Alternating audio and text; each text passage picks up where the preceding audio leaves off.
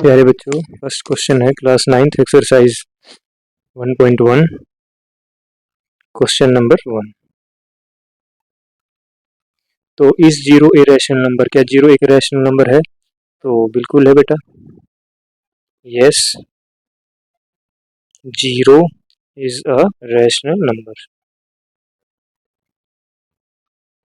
अब rational number की जो पहचान है वो क्या होती है? कोई भी रैशनल नंबर होता है वो पी बाई क्यू की फॉर्म में होता है, ठीक है।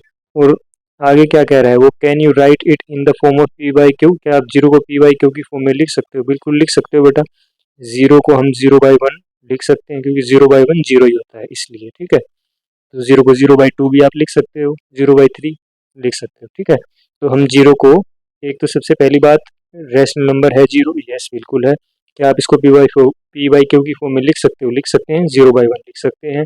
And q not equal to zero, q q जो इक्वल टू जीरो के इक्वल नहीं होना चाहिए, कहाँ है? नहीं है, ठीक है।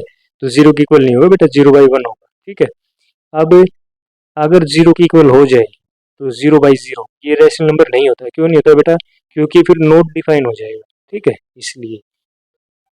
तो बस आपका सिंपल सा आंसर ये होगा, यस।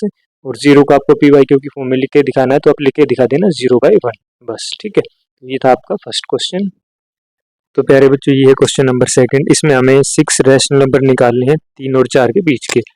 तो अगर आप 3 और 4 के बीच में कोई नंबर देखो तो हम ऐसे बोल सकते हैं कि भाई 3.1, 3.2, 3.3 3 और 4 के बीच के नंबर है। बट हमें ऐसे पॉइंटिव नंबर नहीं बताने, हमें सिंपल नंबर बताने हैं, वो भी रैशनल नंबर। तो हम क्या करेंगे बेटा, हमें कोई भी दो ऐसे नंबर लेने हैं जिनके बीच में कम से कम 6 नंबर आते हों। जैसे 3 और 4 के बीच में तो कोई नंबर आता ही नहीं अगर एग्जैक्ट नंबर की बात करें।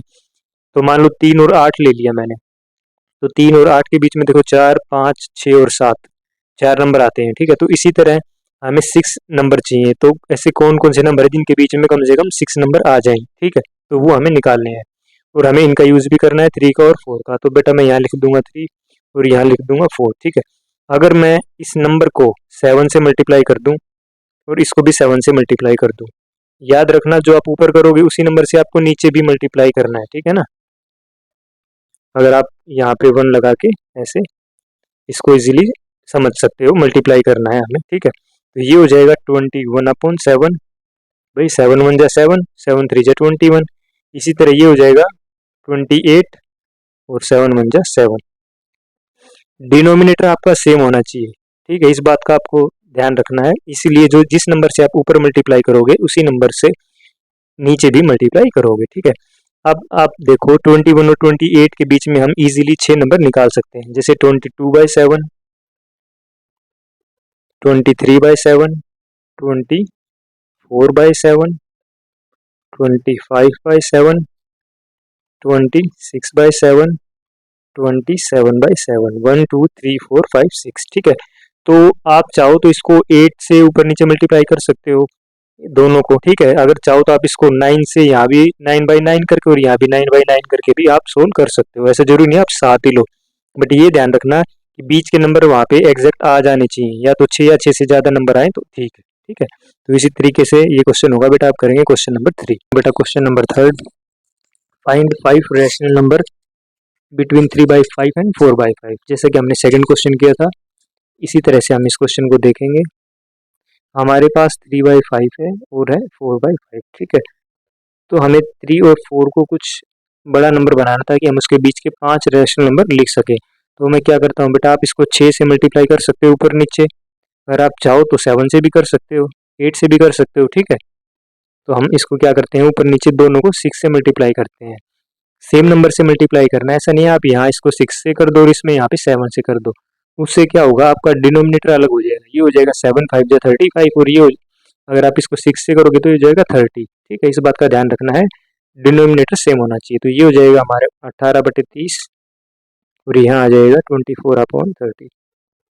दोनों में इक्वल है, देखो यहाँ भी 30 है यहाँ भी 30 है। तो अब इसके बीच के नंबर हम आराम से लिख सकते हैं 5, कोई भी 5, ठीक है। तो 18 के बाद हम लिखेंगे 19, 20/30, 21/30, 22/30, 23/30, 1 2 3 4 5। तो हमारे 5 रैशनल नंबर ही हो जाएंगे, ठीक है।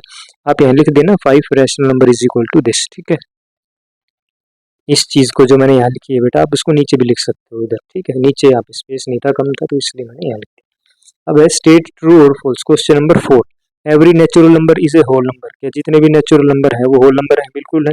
होल नंबर कहाँ से स्टार्ट होते हैं? 0 से इन्फिनिटी तक चलते हैं, ठीक है। 0 1 2 ऐसे इन्फिनिटी तक चलते हैं। नेचुरल नंबर 1 से स्टार्ट होते हैं, तो जितने भी नेचुरल नंबर है होल नंबर के अंदर ही तो आते हैं, तो ये बात हो जाएगी आपकी ट्रू।